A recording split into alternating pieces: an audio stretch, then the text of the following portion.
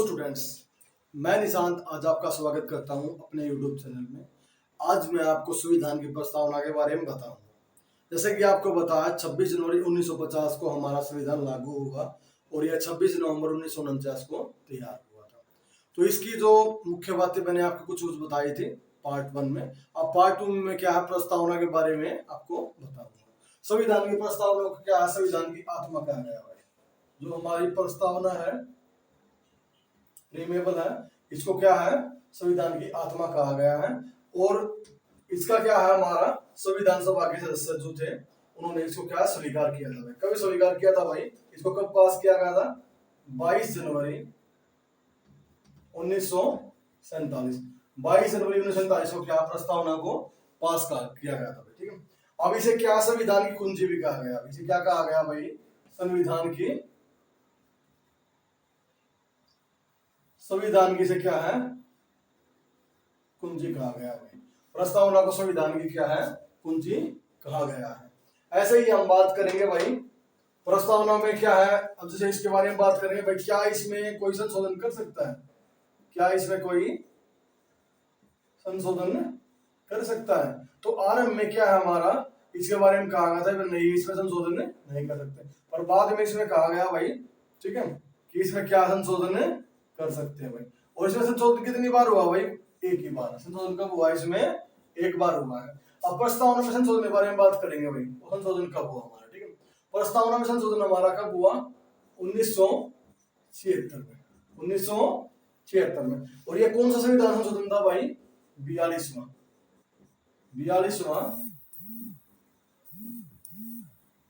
संविधान संशोधन। 42वां संविधान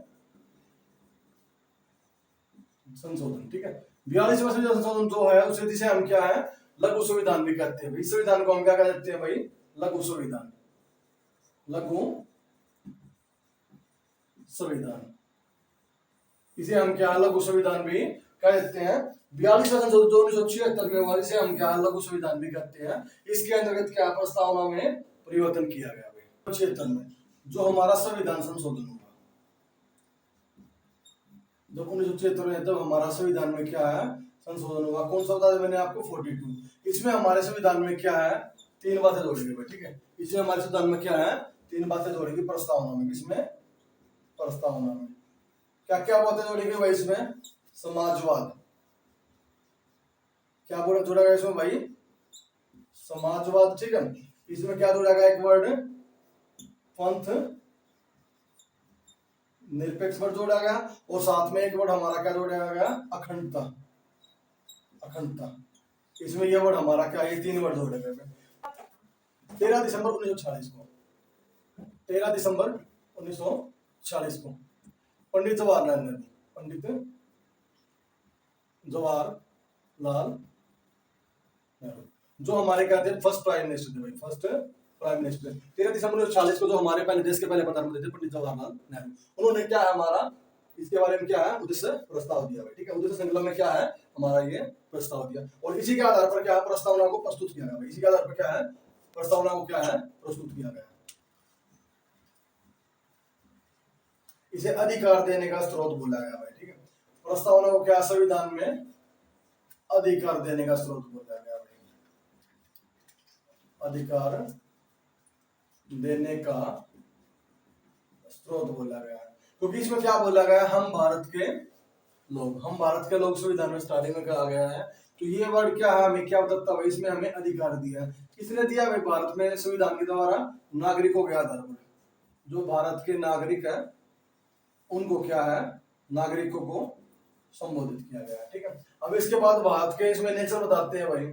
ठीक है, ये नागरिकों का अधिकार, हम भारत के लोग, संविधान को क्या अधिकार देने का स्रोत बोला गया। और ये कौन सी बात स्पष्ट होता भाई, हम भारत के लोग। ठीक है, हम भारत के लोग, जो ये लाइन है ये हमें क्या बताती है कि संविधान हमें क्या है, अधिकार दे रहा है। और ये बात कहाँ कही गई है? प्रीमेबल में। ठीक है, प्रस्तावना में। अब प्रस्तावना में क्या है, नेचर ऑफ इंडिया। ठीक है, अब प्रस्तावना जो संविधान की तो प्रस्तावना है, संविधान की प्रस्तावना में क्या बताता है, nature of India. Nature of India भाई प्रस्तावना हमें क्या नेचर ऑफ इंडिया बताएगी, भाई भारत के लोगों का कैसे नेचर है, कैसे उनकी प्रकृति, किस टाइप के आदमी है, ठीक है। अब इसमें हमारे कई वर्ड बताए गए हैं भाई, ठीक है। 5 वर्ड हमारे मेनली इसके बारे में दिए गए हैं इंडिया के बारे में। एक तो भाई इंडिया क्या बोला गया, प्रभु सत्ता संपन्न, प्रभु सत्ता संपन्न। प्रभु सत्ता संपन्न भारत को क्यों बोला गया भाई, ठीक है। प्रभु सत्ता संपन्न भारत क्यों बोले, भारत के आदमी थे, भारत ने क्या लगभग 200 साल अंग्रेजों का गुलाम रहा, उससे पहले मुगलों का गुलाम था। तो इस दास्ता से भारत के लोग परेशान हो गए। जब प्रस्तावना के बारे में हम बात करते हैं, संविधान की प्रस्तावना के बारे में, तो जब इसको हम पढ़ेंगे ना, तो इसमें भारत के जो संविधान बनाने वाले लोग थे उनका क्या बिल्कुल बहुत ज्यादा दर्द झलकता है। कैसे भाई, जैसे उन्होंने दास्ता की बात को, जैसे वो परेशान हो गए, उसको हटाने के लिए, बिल्कुल ये दिखाने के लिए कि हमारा भारत है, नया भारत है और ये बिल्कुल आजाद होगा, इसके ऊपर किसी का कंट्रोल नहीं होगा। तो ये क्या कहते हैं, भारत एक प्रभु सत्ता संपन्न देश है। मतलब ऐसा नहीं है भाई जैसे इंडिया कोई इंटरनल मैटर है, जैसे इंडिया का मैटर है कोई, भाई इंडिया का कोई स्टेट है, मान लो पंजाब है, हरियाणा है, कोई भी स्टेट है, इनमें कोई दंगा होता है, कोई बात होती है, तो इंडिया में आके ये नहीं कि भाई यूएसए वाले हैं, यूएसए वाले कुछ बोल लेंगे या जो भाई चाइना वाले कुछ बोल लेंगे, तो ऐसा है भारत प्रभु सत्ता संपन्न देश है। भारत के बारे में क्या, इंटरनल मैटर में, भारत के आंतरिक मसले पे कोई भी देश आके भारत को सलाह नहीं देगा, भारत किसी के दबाव को नहीं दे देगा। पहली बात तो ये थी। अब इसके नेक्स्ट हमारा क्या था, इंडिया सोशलिस्ट भाई। सोशलिस्ट क्या होता है, समाजवादी। इंडिया में सेकंड क्या है भाई, सोशलिस्ट। इंडिया क्या है, एक सोशलिस्ट कंट्री भाई, कैसा है, समाजवादी, ठीक है। इंडिया में क्या माना गया भाई, इंडिया में सभी को क्या बराबर माना गया, सभी को क्या माना गया है, इक्वल माना गया है। ये नहीं है भाई कोई अमीर है कोई गरीब है, तो अमीर गरीब के साथ इंडिया में क्या कोई भेदभाव नहीं करते, सभी को एक समान माना गया है भाई, सभी को एक समान दर्जा दिया गया है, इंडिया में कोई भेदभाव नहीं होता, समाजवादी देश है भारत। और एक नेक्स्ट बताया गया हमारे बारे में, पंथ निरपेक्ष। छठी बात हमारी क्या बताई गई है, पंथ निरपेक्ष। पंथ निरपेक्ष क्या बोलेंगे भाई, सेकुलर। सेकुलर इंडिया को क्या है, पंथ निरपेक्ष देश बोला गया सेकुलर में, क्योंकि भारत दुनिया का अकेला ऐसा देश है जिसके अंदर क्या है, सभी धर्मों का सम्मान किया जाता है। हालांकि दुनिया में भाई बहुत सारे देश जहाँ पे अलग अलग धर्मों के लोग रहते हैं, पर ऐसा कोई भी देश नहीं जितने धर्म भारत में उतने धर्म उस देश में रहते हो। तो सो हम क्या बोलेंगे, भारत को पंथ निरपेक्ष सेकुलर कंट्री। यहाँ पे इंडिया का अपना कोई राष्ट्र धर्म नहीं, इंडिया का अपना कोई भी राष्ट्र धर्म नहीं है। राष्ट्र धर्म क्या बोलते हैं, नेशनल स्टेट जो हमारा क्या है, नेशनल तौर पे हमारा एक रिलीजन होता है। जैसे पाकिस्तान है मुस्लिम है, अब जैसे चाइना है इनका अपना ये क्या कम्युनिस्ट है, जैसे भाई वो किसी धर्म को नहीं मानते। अब इंडिया का ये नहीं है कि भाई कोई अपना धर्म नहीं, किसी धर्म को नहीं मानते। जैसे हिंदू है, हिंदुओं की अपनी अलग आस्था है, मुस्लिमों की अपनी अलग आस्था है, जैसे बौद्ध है, ईसाई है, जैन है, सिख है हमारे भाई, ठीक है। तो सभी धर्मों की अपनी अलग अलग आस्था है, सभी अपना पूजा पाठ पूजन कार्य सभी काम करते हैं। बट ऐसा नहीं किसी एक धर्म को भाई सर्वोपरि माना गया, जैसे कि ये नहीं है भाई कि यहाँ पे सिर्फ हिंदू हिंदू धर्म है भाई, ठीक है, या यहाँ पे सिर्फ क्या है मुस्लिम मुस्लिम जो हमारा ये चलेंगे भाई, ऐसा नहीं कोई एक धर्म। इंडिया में क्या सभी धर्म को सर्वधर्म समभाव बोला गया, इसलिए भारत को एक सेकुलर कंट्री भी कहते हैं। सेकुलर क्या होता है, जिसमें किसी भी एक धर्म को बढ़ावा ना दिया जाए। तो भारत को हम नास्तिक देश नहीं कह सकते भाई, ये नहीं है कि भारत में किसी भी धर्म को नहीं मानते, भारत को हम क्या बोलेंगे, सेकुलर बोलेंगे, पंथ निरपेक्ष, मतलब किसी एक धर्म को बढ़ावा नहीं देते। ये हमारा भारत एक लोकतंत्र है। अब सबसे बड़ा लोकतंत्र की बात करें भाई, सबसे बड़ी डेमोक्रेसी भाई, ठीक है, सबसे बड़ी डेमोक्रेसी। सबसे बड़ी डेमोक्रेसी हमारी कौन सी है भाई, यहाँ पे इंडिया है भाई। वर्ल्ड के अंदर सबसे बड़ी डेमोक्रेसी हमारी कौन सी है, इंडिया। अगर पावरफुल डेमोक्रेसी की बात करें भाई, अब पावरफुल, ठीक है, ठीक है, पावरफुल डेमोक्रेसी की बात करें तो पावरफुल हमारा कौन सा होगा, यूएसए। यूएसए हमारा क्या सबसे दुनिया में पावरफुल डेमोक्रेसी होगी। तो अब डेमोक्रेसी क्या होती है, डेमोक्रेसी में क्या भाई, वोटिंग होती है। क्या होती है भाई, वोटिंग, मतलब चुनाव होता है भाई। और यहाँ का हेड किसके द्वारा चुना जाता है भाई, जनता के द्वारा। किसके द्वारा भाई, जनता द्वारा। और भारत में क्या है, जो इसका हेड होता है उसको कौन चुनता भाई, जनता। तो यहाँ भारत में क्या है, वोटिंग राइट्स है, लोगों के पास लोग क्या करते हैं, पब्लिक जो क्या करती है, इसके हेड को चुनती है। इसलिए क्या है, भारत को डेमोक्रेसी मतलब लोगों का साम्राज्य बोला गया, ठीक है, लोकतंत्र कहा गया भारत को। अब ठीक है, अब नेक्स्ट पॉइंट हमारा क्या है, पांचवा पॉइंट इसमें ही है। इसमें हमारा पांचवा पॉइंट क्या होगा भाई, गणराज्य। भारत क्या है, गणराज्य है। ठीक है। भारत क्या है, एक गण राज्य है। गणराज्य कैसे है भारत भाई, ठीक है। यहाँ पे क्या है भाई, पीढ़ी दर पीढ़ी नहीं चलते भाई। ये नहीं है कि भारत में क्या है, जैसे आज मान लो भाई कोई राजा है और उसका बच्चा फिर वो राजा बनेगा, फिर वो बनेगा, ऐसा भारत में नहीं है। बिल्कुल भारत में कोई वंशक पद नहीं है। और भारत में क्या, जैसे आपको पता हो, उपाधियों को भी क्या समाप्त कर दिया गया था। भारत में कोई व्यक्ति अगर उपाधि लेगा किसी और देश से तो उसको पहले राष्ट्रपति से परमिशन लेनी होगी भाई, ठीक है। तो भारत में क्या है, गणराज्य है। यहाँ का जो मुखिया है ना, मुखिया जो इसका हेड है, ठीक है, उसको क्या है, उसको इलेक्टेड होता है, ठीक है। इलेक्टेड होता है भाई, मतलब उसको क्या है, चुना जाता है भाई, ठीक है, उसका चुनाव होता है। ये नहीं कि भाई जो हेड है, जो मुखिया है, ठीक है, हेड को हम ऐसे नहीं कह सकते हैं इंडिया वाले हेड को कि भाई वो क्या हो, पीढ़ी दर पीढ़ी, पीढ़ी दर पीढ़ी, ठीक है, वो पीढ़ी दर पीढ़ी नहीं होगा भाई, वो पीढ़ी दर पीढ़ी नहीं होगा। उसका हर एक बार क्या, 5 ईयर में क्या इलेक्शन होगा भाई, 5 ईयर में हमारा क्या होगा, इलेक्शन होगा, ठीक है। 5 साल में उसका क्या है, चुनाव होगा। उस में क्या हुआ भाई, ठीक है, union of India, union of India और बनाम मदन गोपाल भाई। 1957 में क्या हुआ भाई, 2 पार्टीज थी। पहली तो कौन सी भाई, union of India. First party तो क्या थी भाई, यूनियन ऑफ इंडिया। और सेकंड पार्टी क्या थी भाई, मदन गोपाल, मदन गोपाल, ठीक है। Union of India Madan Gopal भाई, इसमें क्या हुआ भाई, ठीक है, ये मदन गोपाल के बीच में केस हुआ भाई। उसमें न्यायालय ने क्या कहा भाई, कि जो हमारी प्रस्तावना है, इसमें भाई न्यायालय ने क्या कहा इस केस में, जो हमारी प्रस्तावना है वो हमारा क्या, प्रस्तावना संविधान का भाग नहीं भाई, संविधान का वो भाग नहीं है, ठीक है।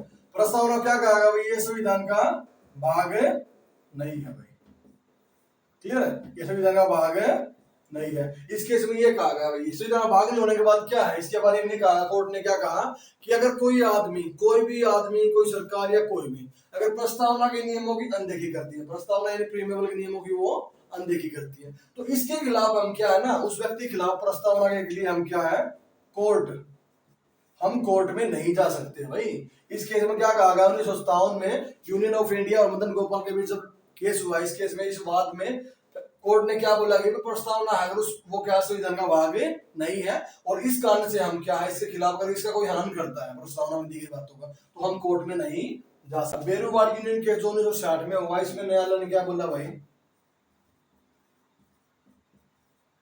इसमें न्यायालय ने क्या बोला कि कई बार जब संविधान की भाषा आ गई, जब हमारे संविधान की भाषा, अब उसमें कोई संदिग्ध भाई, कोई हमारा वाली जो केस हुआ यूनियन में संविधान की भाषा, अब संविधान भाषा कभी भी संदिग्ध हो भाई, ठीक है, संदिग्ध, ठीक है, अगर उसकी भाषा संदिग्ध हो, ठीक है, तो इसमें हम क्या है, अदालत की क्या करेगी, विधिक निर्वाचन में सहायता लेगी भाई, विधिक निर्वाचन, ठीक है। विधिक निर्वाचन में क्या है, प्रस्तावना सहायता करेगी भाई, प्रस्तावना सहायता करेगी, ठीक है। अब नेक्स्ट हम बात करेंगे, हालांकि इस केस में, इस बात में क्या है, एक नई बात है, इस बात में हमारे क्या है, इसके हमारी एक नई बात है, इसमें भी क्या प्रस्तावना को भी, ठीक है, इसमें भी क्या है, प्रस्तावना को, प्रस्तावना को क्या नहीं मानेगा भाई, संविधान का भाग नहीं मानेगा भाई, ठीक है। इसमें प्रस्तावना को क्या है, संविधान, ठीक है, इसमें संविधान का क्या है, इसको भाग नहीं मानेगा भाई, इसको भाग नहीं माना गया, इसको प्रस्तावना का भाग क्या नहीं किया गया भाई, इसको नहीं मानने का, प्रस्तावना का भाग, इसको क्या है, प्रस्तावना को संविधान का भाग नहीं माना गया। और साथ में इसमें क्या है, एक बात और जोड़ी गई, इसी केस में क्या है, एक बात और जोड़ी गई, ठीक है, कि प्रस्तावना में, इसमें, ठीक है, इसमें क्या है, प्रस्तावना में, मतलब किसमें, प्रस्तावना में सरकार संशोधन नहीं कर सकती भाई, सरकार संशोधन नहीं कर सकती। अब क्या बोला गया भाई इस केस में, बेरोवाली यूनियन वाले केस में, कि भाई सरकार क्या है इसमें प्रस्तावना में संशोधन नहीं कर सकती। एक बात हमारी इस केस में ये भी है, 1960 में 1973 में क्या प्रस्तावना से संबंधित बड़ा केस आया भाई। इसमें केस में क्या हुआ भाई, ठीक है, इस केस में हमारे दो पक्ष थे भाई, ठीक है, इसमें हमारे दो पक्ष थे, पहला और दूसरा। पहला तो भाई कौन था, केशवानंद भारती, केशवानंद भारती, पहला पक्ष हमारा था केशवानंद भारती, और दूसरा हमारा पक्ष क्या था, केरल सरकार, ठीक है। केशवानंद भारती और केरल सरकार के बीच जब वाद हुआ, ठीक है, कोर्ट ने हमारा क्या बयान दिया भाई, कोर्ट ने क्या बोला भाई इस केस में 1973 में, ठीक है, कोर्ट की बात बहुत महत्वपूर्ण थी भाई, ठीक है। कोर्ट ने क्या बोला कि प्रस्तावना क्या है भाई, संविधान का भाग है। इस बात में क्या बोला भाई कोर्ट ने, प्रस्तावना का संविधान का महत्वपूर्ण भाग है, और इसके साथ एक बहुत महत्वपूर्ण बात जोड़ दी। क्या बात जोड़ी भाई इसमें, कि भाई सरकार है ना, सरकार जैसे कि संविधान में संशोधन कर सकती है, तो सरकार अब क्या कर सकती है भाई, सरकार प्रस्तावना में भी संशोधन कर सकती है। अब एक बात नहीं जोड़ दी भाई यहाँ पे, सरकार क्या कर सकती थी, प्रस्तावना में संशोधन कर सकती है, और इसी बात का इंतजार हमारे देश की कांग्रेस सरकार को था। और कांग्रेस सरकार की हेड हमारी कौन थी भाई, श्रीमती इंदिरा गांधी थी, और उन्होंने क्या किया तभी तुरंत 1973 के +3 ईयर 3 साल बाद 1976 में क्या है, इस संविधान के अंदर क्या है, प्रस्तावना के भाग के अंदर संशोधन कर दिया भाई 1976 में। और इसमें 3 शब्द जोड़े भाई, क्या क्या जोड़े भाई, 3 नए शब्द जोड़े, हालांकि जिनके बारे में आपको मैं बता चुका हूं भाई। वो 3 शब्द हमारे कौन कौन से थे भाई, ठीक है, 3 शब्द हमारे क्या थे, तो पंथ